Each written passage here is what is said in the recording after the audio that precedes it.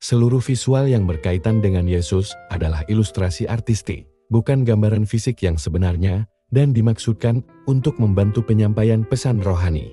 Saudara-saudari yang terkasih di dalam Tuhan, ketika kita membaca bagian firman Tuhan dalam Lukas pasal 12 ayat 41-59, kita mungkin dikejutkan oleh perkataan Tuhan Yesus dalam ayat 51. Ia berkata bahwa ia tidak datang membawa damai, melainkan pertentangan. Pernyataan ini tampaknya bertentangan dengan banyak bagian lain dalam Alkitab. Bukankah saat kelahirannya, malaikat-malaikat menyatakan, kemuliaan bagi Allah di tempat yang maha tinggi, dan damai sejahtera di antara manusia yang berkenan kepadanya, Lukas 2:14. Bahkan Rasul Paulus dalam Efesus pasal 2 ayat 14 menyatakan dengan jelas bahwa Kristus adalah damai sejahtera kita. Lalu bagaimana kita memahami perkataan Tuhan ini? Apakah Tuhan Yesus membawa damai, atau justru pertentangan? Jawabannya adalah, keduanya benar. Tetapi dalam dua aspek yang berbeda. Pertama, kita perlu melihat bahwa Tuhan Yesus memang datang membawa damai, tetapi damai ini bersifat ilahi dan rohani. Damai yang ia bawa adalah damai antara manusia dengan Allah.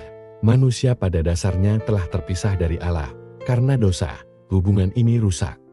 Dan manusia hidup dalam permusuhan terhadap Allah. Namun melalui kedatangan Kristus, melalui hidup, kematian, dan kebangkitannya, damai itu dipulihkan. Itulah sebabnya dalam pengalaman kita sebagai orang percaya, kita merasakan damai di dalam hati kita. Damai ini bukan bergantung pada keadaan luar, tetapi berasal dari hayat ilahi yang bekerja di dalam kita. Namun di sisi lain, justru karena damai ilahi ini masuk ke dalam manusia, maka timbul suatu pertentangan. Mengapa demikian? Karena ada dua hayat yang berbeda, hayat ilahi dari Allah dan hayat duniawi yang berada di bawah kuasa iblis. Dalam 1 Yohanes 5 ayat 19 dikatakan, kita tahu bahwa kita berasal dari Allah dan seluruh dunia berada di bawah kuasa si jahat. Ketika seseorang menerima Tuhan, ia dipindahkan dari satu kerajaan ke kerajaan yang lain, dari kerajaan kegelapan ke dalam kerajaan Allah. Perpindahan ini bukan sesuatu yang netral, ini adalah suatu perebutan wilayah rohani. Iblis tidak tinggal diam ketika seseorang diselamatkan, ia akan berusaha mempertahankan apa yang selama ini ia kuasai. Akibatnya, timbul pertentangan. Pertentangan ini tidak hanya terjadi secara rohani, tetapi juga secara praktis dalam kehidupan sehari-hari. Tuhan Yesus bahkan berkata bahwa pertentangan ini bisa terjadi dalam keluarga, ayah melawan anak, ibu melawan anak perempuan, dan seterusnya.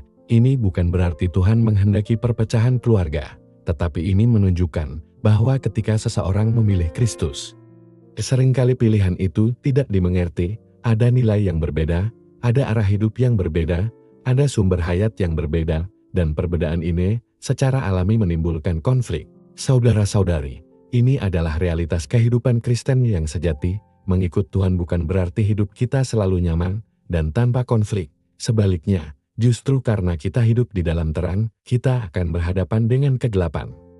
Namun yang penting adalah bagaimana sikap kita di tengah pertentangan itu. Dalam bagian ini, Tuhan tidak mengajar kita untuk melawan dengan cara dunia. Sebaliknya, Ia memimpin kita kepada suatu kehidupan yang berbeda, kehidupan yang merendahkan diri, damai sejahtera, dan taat kepada Allah. Mengapa?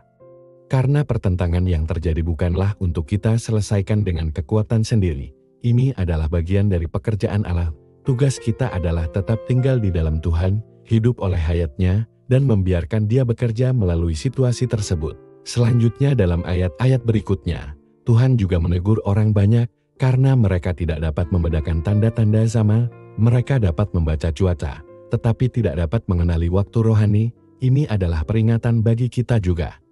Kita hidup di zaman di mana pertentangan antara kerajaan Allah dan kerajaan dunia semakin nyata. Namun, apakah kita peka secara rohani? Apakah kita menyadari bahwa setiap situasi yang kita alami memiliki makna rohani? Tuhan juga berbicara tentang berdamai dengan lawan sebelum sampai ke pengadilan secara rohani. Ini menunjukkan kita perlu segera membereskan masalah di hadapan Allah.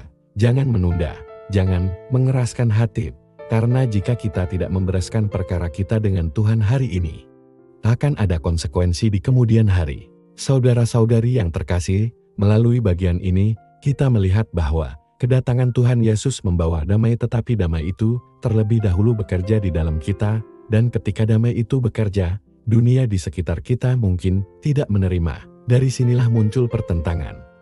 Namun pertentangan ini bukan tanda bahwa kita salah jalan, sebaliknya, ini bisa menjadi tanda bahwa kita benar-benar berada di pihak Tuhan.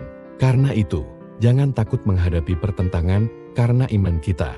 Tetaplah hidup dalam damai Kristus, tetaplah merendahkan diri, tetaplah taat kepada Tuhan, dan percayalah bahwa di tengah segala pertentangan, Allah sedang mengerjakan sesuatu yang kekal di dalam kita.